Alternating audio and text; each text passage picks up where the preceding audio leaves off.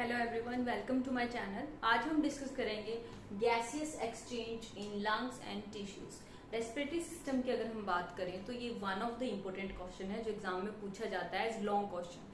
ठीक है, तो हम बात करेंगे, पहले हम समझने की कोशिश करेंगे।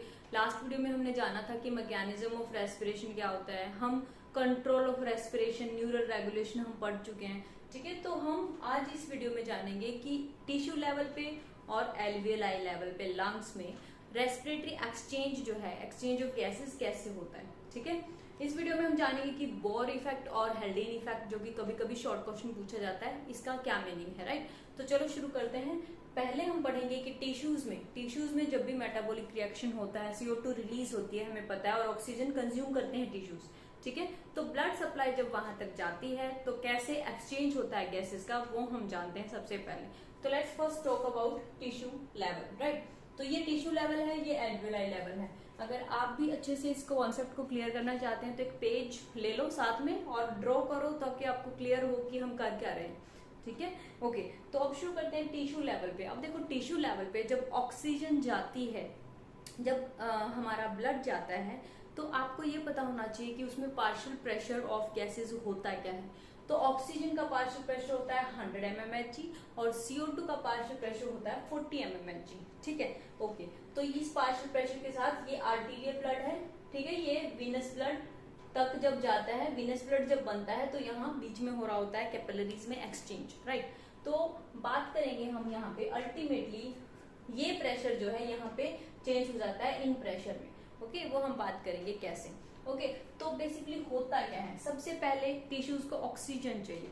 फाइन, ये जो ऑक्सीजन है, ये ऑक्सीजन दो टाइप्स में, दो फॉर्म्स में जो है सर्कुलेट हो रही होती है हमारे ब्लड में। ठीक है, तो जो ऑक्सीजन है वो भी दो फॉर्म में सर्कुलेट हो रही होती है और CO2 भी कुछ फॉर्म में सर्कुलेट हो रहा होता है, तो हम वो पढ़ेंगे। तो ऑक्सीजन जो है वो 2% सर्कुलेट हो रही होती है डिजोल्व्ड फॉर्म में। डिजोल्व्ड फॉर्म मतलब प्लाज्मा में ऑक्सीजन मॉलिक्यूल पड़ा होता है डिजोल्व। ओके, तो जो डिजोल्व फॉर्म है वो डायरेक्टली टिश्यूज ले लेंगे। क्यों? क्योंकि पार्शियल प्रेशर ऑफ गैस जो है यहाँ 100 mmHg है और यहाँ पे है 40 mmHg।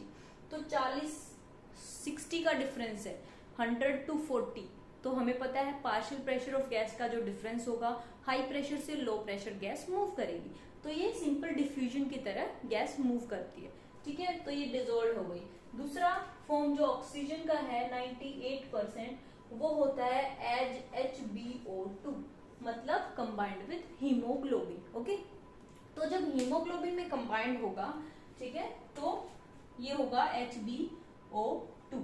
फाइन, ये ब्रेक होगा किस चीज में, ये ब्रेक होगा हीमोग्लोबिन प्लस ऑक्सीजन में, इस मॉलिक्यूल में ये ब्रेक हो जाएगा।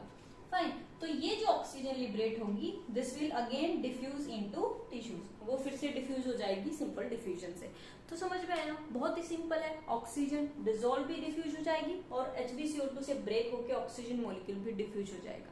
ठीक है, अब ये जो हीमोग्लोबिन है ये यहाँ पे हाइड्रोजन मॉलिक्यूल्स के साथ Hb बनाएगा बाद में। ठीक है, तो वो हम बाद में देखते हैं। फाइन, तो ये हो गया ऑक्सीजन डिलीवरी कैसे हुई। फाइन, अब ऑक्सीजन डिलीवरी अगर हम जाने तो यहाँ पे HbO2 और यहाँ पे डिजोल्व्ड ऑक्सीजन, ये हो गई इधर ट्रेवल। फाइन, अब यही वीनस ब्लड आता है हमारा यहाँ पे। अब ये जो वीनस ब्लड यहाँ से जा रहा है एल्वियोलाई में प्यूरिफाई होने के लिए, तो यहाँ प्रेशर है, ऑक्सीजन का है हमारा 40 mmHg, ऑक्सीजन तो यहाँ से ले लिया टिश्यूज ने, तो ये कम हो गई, तो 40 mmHg हो गया। ठीक है, और CO2 का हमारा प्रेशर जो है 40 था, वो 46 हो गया। तो अभी हम बेसिकली क्या है, इस वीडियो में मैं जानबूझ के आपको इस तरीके से बता रही हूँ ताकि आप अगर एग्जाम में आता है तो ऑक्सीजन ट्रांसपोर्ट अलग से लिख पाए, CO2 ट्रांसपोर्ट अलग से लिख पाए। तो पहले ऑक्सीजन की बात कर रहे थे। ठीक है, तो ऑक्सीजन दो फॉर्म में टिश्यूज तक पहुंच गया, यहाँ डीऑक्सीजनेटेड हीमोग्लोबिन हो गया। अब वीनस ब्लड में जो है ऑक्सीजन का पार्शियल प्रेशर 40 mmHg यहाँ पे है और एल्वियोलाई तक पहुंचता है, तो एल्वियोलाई में ऑक्सीजन का पार्शियल प्रेशर है 104 mmHg।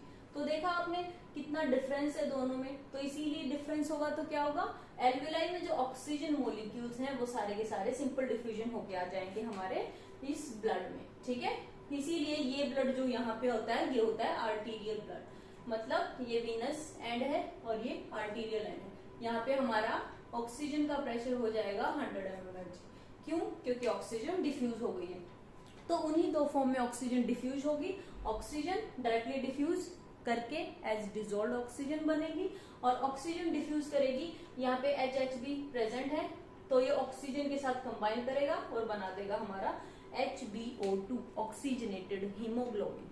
तो यही साइकिल जो है वो चलता रहेगा। ये HbO2 आर्टीरियल ब्लड बन गया है, अब आर्टीरियल ब्लड जाके और HbO2 से ऑक्सीजन टिश्यूज पे जाएगी।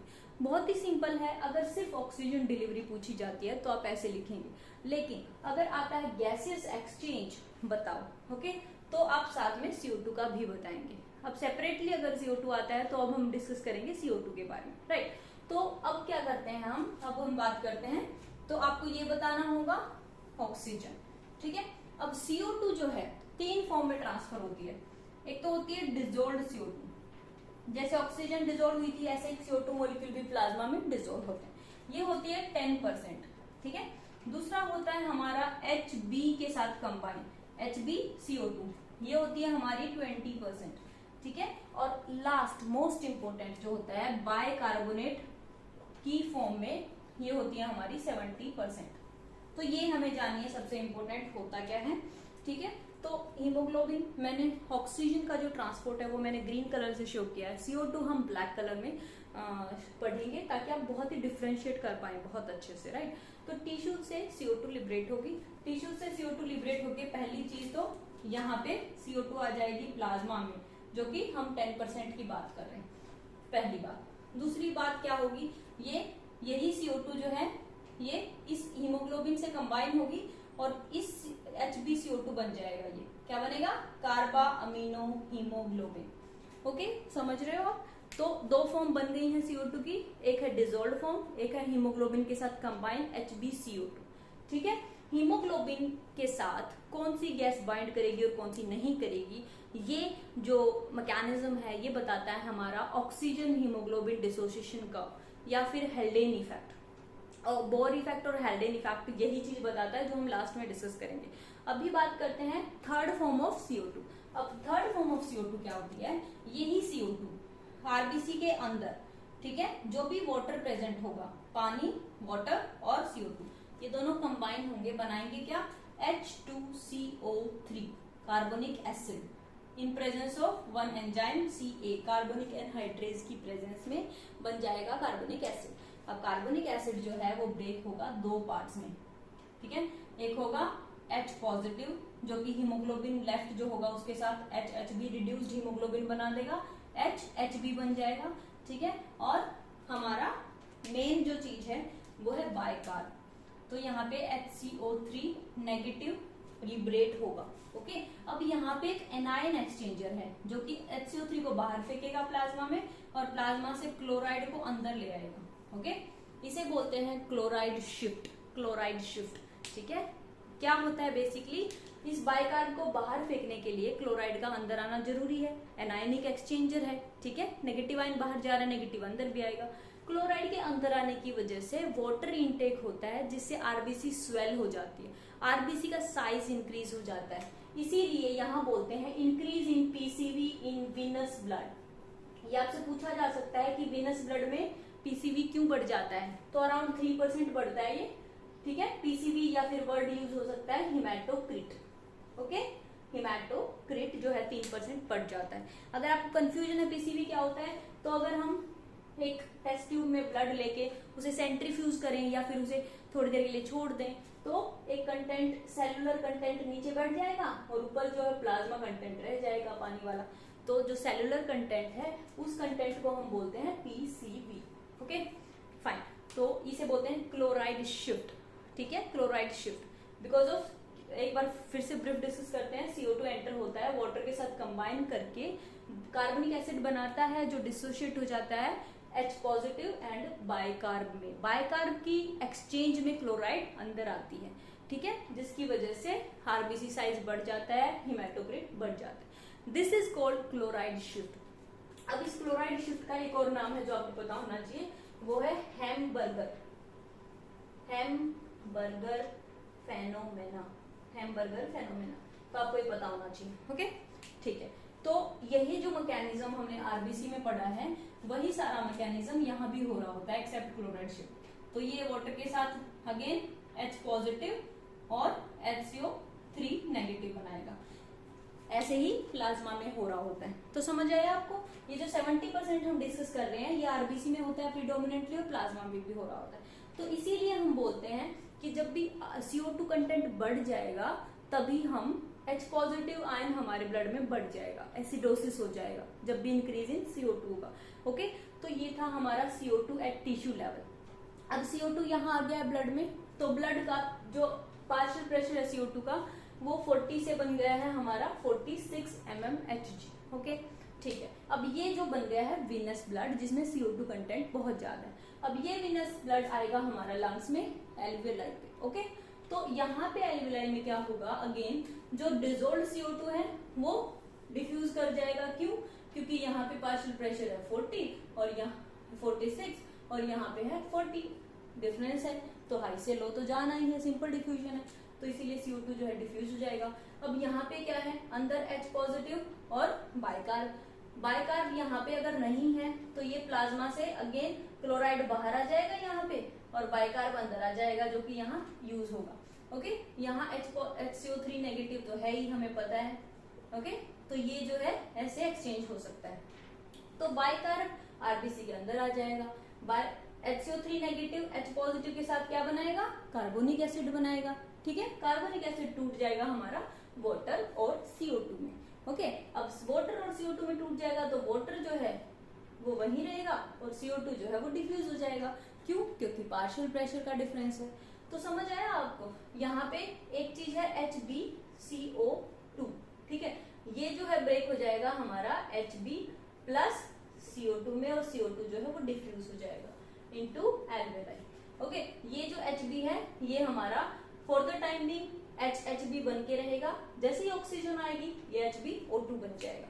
तो ये साइकिल जो है रिपीट होता रहेगा। ओके, तो ब्रीफली एल्वेलाई पे फिर से डिस्कस करते हैं। एल्वेलाई पे डिसॉल्व्ड CO2 पार्शियल प्रेशर के अकॉर्डिंग डिफ्यूज हो जाएगा इनटू एल्वेलाई, राइट। ठीक है, बाहर जो बाइकार्ब और HCO3 नेगेटिव है ये H2O और CO2 बन के CO2 फिर से डिफ्यूज हो जाएगा। ठीक है, यही सेम रिएक्शन यहाँ हो रही होगी, ये HCO3 नेगेटिव या फिर एनायनिक एक्सचेंज से अंदर आ जाएगा, क्लोराइड को बाहर डाल देगा। अब क्लोराइड बाहर चला गया है यहाँ पे, इसका मतलब इसे बोलते हैं रिवर्स क्लोराइड शिफ्ट। ठीक है, और इसीलिए यहाँ क्या हो जाता है 3% फिर से रिड्यूस हो जाता है PCV या हेमाटोक्रिट। ओके, तो ये पूछा जा सकता है कभी कभी कि आर्टीरियल ब्लड में हेमाटोक्रिट कम क्यों होता है, वीनस ब्लड में हेमाटोक्रिट ज्यादा क्यों होता है। ओके, तो ब्रीफली अगर आप ध्यान से देखो, अगर आप खुद ड्रॉ करोगे तो बहुत इजी है। ओके, तो इसी तरीके से कार्बोनिक एसिड जो है फिर से वाटर और CO2 में डिसोसिएट हो जाएगा और CO2 लिबरेट हो जाएगा।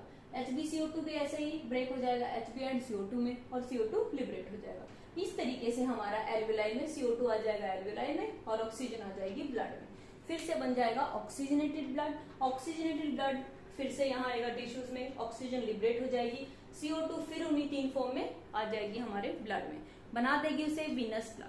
तो इस तरीके से यही साइकिल जो है वो कंटिन्यू होता रहता है, ऑक्सीजन जो है टिश्यूज लेते रहते हैं और CO2 लिबरेट करते रहते हैं। ठीक है, तो गैसियस एक्सचेंज में आपको इससे ज्यादा कुछ भी नहीं बताना, कुछ भी। ओके, बस एक बात आपको पता होना चाहिए about oxygen haemoglobin dissociation curve. तो वो पढ़ते हैं कि ऑक्सीजन हीमोग्लोबिन डिसोसिएशन कर्व होता क्या है। बेसिकली वो बताता है कि आखिर हीमोग्लोबिन की एफिनिटी ऐसा कैसे होता है कि जब ऑक्सीजन आई तो CO2 लिबरेट हो गया, जब CO2 आया तो ऑक्सीजन लिबरेट हो गई। भाई कोई तो मैकेनिज्म होगा ना।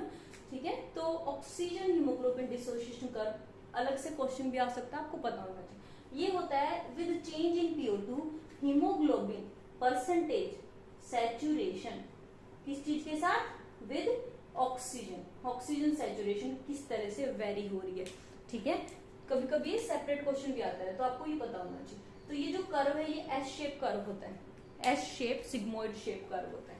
सिग्मोइड शेप का मतलब ही ये है कि शुरुआत में स्लो होगी कोई भी चीज with change of X axis, Y axis थोड़ा सा स्लो चेंज होगी, फिर फास्ट चेंज होगी, फिर स्लोप जो है रिड्यूस हो जाएगा, मतलब प्लेट्यू बन जाएगा रफली अगर बात करें। तो इसमें होता क्या है बेसिकली, इसने बताया कि लगभग अगर हम 40 mmHg पे देखें तो ये हीमोग्लोबिन जो है 75% सैचुरेटेड होता है। ओके, अगर हम 100 mmHg पे देखें तो this is around 97% saturated at 100 mmHg। Okay, तो जो है 104 पे लगभग 100% होगा।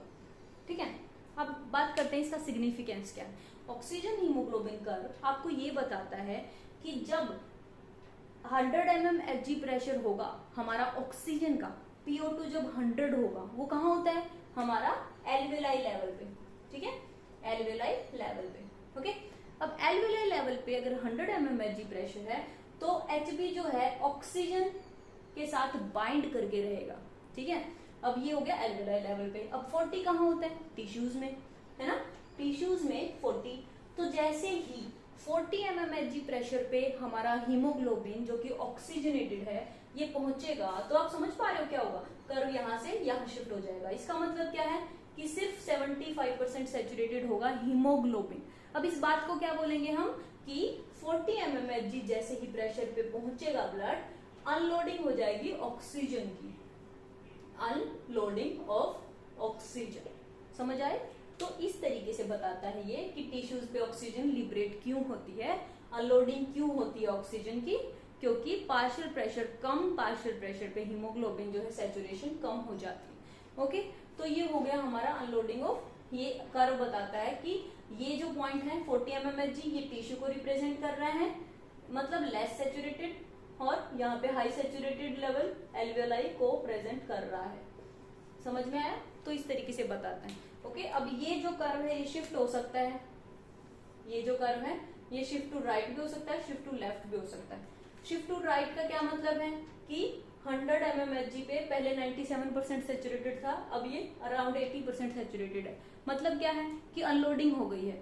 ठीक है, ये कब होता है, जब CO2 बढ़ जाए, हमारा टिश्यू लेवल पे CO2 बढ़ जाता है, CO2 बढ़ जाता है तो pH कम हो जाता है, या फिर पार्शियल प्रेशर ऑफ ऑक्सीजन कम हो जाए, तो ये जो कर्व है नॉर्मल कर्व ये शिफ्ट हो जाएगा राइट साइड में इन कंडीशन में। और यही कंडीशन अगर उल्टी होती है, CO2 कम हो जाता है, pH बढ़ जाता है, या फिर ऑक्सीजन ज्यादा हो जाती है, तो यही कर्व हो जाता है शिफ्ट लेफ्ट साइड। यहाँ पे 2,3-DPG भी होता है मॉलिक्यूल जो कि मेटाबॉलिज्म से रिलीज होता है। ओके, तो इस तरीके से इस कर्व के बारे में सेपरेट क्वेश्चन आ सकता है और फैक्टर अफेक्टिंग आ सकता है। तो आप बताओगे कि शिफ्ट टू लेफ्ट और शिफ्ट टू राइट क्या होता है और कौन कौन सी कंडीशन होती है। ठीक है, इसके अब बात आती है इफेक्ट क्या होते हैं, बोर इफेक्ट और हेल्डेन इफेक्ट होते क्या है वो भी आपको पता होना चाहिए लास्ट में। ठीक है, बोर इफेक्ट क्या होता है, इसी बात को बस एक्सप्लेन करते हैं हम as Bohr effect. Bohr effect ये क्या होता है कि बेसिकली जब भी CO2 इंक्रीज हो जाएगा या CO2 कंटेंट जब भी बढ़ जाएगा तो क्या होगा, it will lead to unloading of O2। This is called Bohr effect. ठीक है, ये यहाँ हमने देख ही लिया। राइट शिफ्ट में हुआ क्या था, CO2 बढ़ गया था, CO2 बढ़ गया था तो सेम प्रेशर पे जो है Hb सैचुरेशन कम हो गया था। Hb सैचुरेशन कम होने का मतलब ये है कि अनलोडिंग मतलब रिलीज। इसीलिए टिश्यू पे जब पार्शियल प्रेशर कम होता है या फिर CO2 बढ़ जाता है तो अनलोडिंग हो जाती है, जिसे बोलते हैं बोर इफेक्ट। दूसरा इफेक्ट होता है हेल्डेन इफेक्ट, जो आपको पता होना चाहिए। हेल्डेन इफेक्ट यही चीज होती है बट CO2 के लिए होती है। मतलब जब भी ऑक्सीजन बढ़ेगी तब अनलोडिंग हो जाएगी, किसकी, अनलोडिंग ऑफ CO2, मतलब CO2 रिलीज कर देगा। ये कहाँ होता है, ये एल्वेलाई में होता है। मतलब कर्व शिफ्ट लेफ्ट साइड हो गया है। जैसे ही ऑक्सीजन बढ़ेगी तो लेफ्ट साइड शिफ्ट हो जाएगा, ये मतलब सैचुरेशन बढ़ जाएगी, है ना।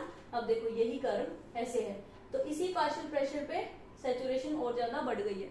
ठीक है, तो इसका मतलब ये है कि जब CO2 कम होगी या ऑक्सीजन बढ़ जाएगी, ये कब होता है कंडीशन, ये होता है एल्वेलाई लंग्स लेवल पे। और ये कंडीशन कब होती है, ये होती है टिश्यू लेवल पे। ठीक है, तो इसी चीज को एक्सप्लेन कर रहा है ये कि ऐसा क्यों होता है, जो हमने अभी अभी पढ़ा कि कौन सी कहाँ रिलीज हो रही है, उसका मैकेनिज्म है ये कर्व जो आपको बताता है एज बोर इफेक्ट और हेल्डेन इफेक्ट। ठीक है, हेल्डेन इफेक्ट CO2 से रिलेटेड है और बोर इफेक्ट ऑक्सीजन से related. Same curve, same mechanism, same understanding, ठीक है। तो इस तरीके से हम एक्सचेंज ऑफ गैसेस को बहुत ही आसानी से, बहुत अच्छे तरीके से हम एक्सप्लेन कर सकते हैं और मार्क्स भी सिक्योर कर सकते हैं। बट डायग्राम रिप्रेजेंटेशन बहुत जरूरी है। विदाउट डायग्राम यही थ्योरी लिखोगे तो आपके मार्क्स नहीं आएंगे। ओके, तो ध्यान रखना, डायग्राम की प्रैक्टिस करो। Keep learning, keep growing. Thank you so much, bye bye.